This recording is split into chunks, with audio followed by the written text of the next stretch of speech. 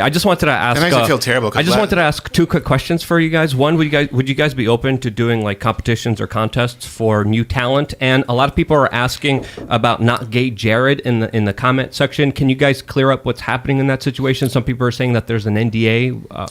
Yeah, well, that's the thing I think Candace brought up, right? Again, there's a difference between roping in third parties versus single party consent. I think he tweeted out what happened, where he left, right? Not Gay Jared. He tweeted out that he left. It was his own decision. We did a whole send-off with him in a video montage. You know, this works with like conspiracies. And sometimes, look, there's also a middle ground where there's, for example, like, what is the email, by the way, if people are talking about shows? I think it's Creators Ad Lab. Yeah, Creators Ad Lab. So that's actually not a bad idea, contest. If we, but the reason I didn't want to do it is because I didn't want to think it's like, hey, this is why we're doing this right now.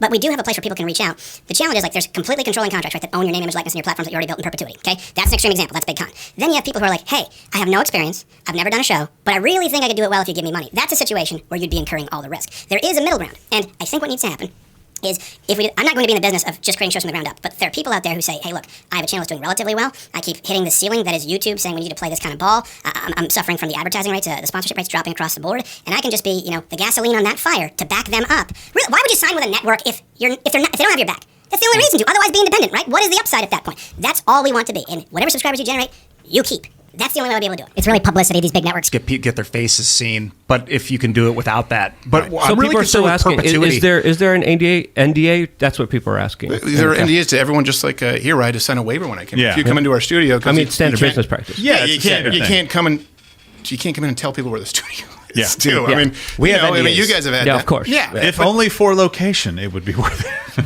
Yeah, also because he walks around without pants half the time. Let me read this one from Mason's mama. Tim is not asking the hard questions. Crowder lacks integrity. Name one creator Crowder launched. He has done the exact opposite. Not Gay Jared, Sven. Yeah, they were on the show early on. We've had plenty of people who work on the show and then move on. That happens across the board. I mean, I'm not. Again, you don't have. We used to talk about this. We used to have pride in like this super high retention rate, where no one would leave. But then we realized that like people sometimes it's just not always the right fit, and people can go on and do something that they're more happy with. Again, we did a whole send off with Not Gay Jared. We've had other people too who've been on. Sometimes it's amicable, sometimes it's not. Sometimes there's issues. But in Not Gay Jared's case, the guy left, and I wish the guy the best. He tweeted it out. So again, this is the problem, right? This is the problem with people gaslighting.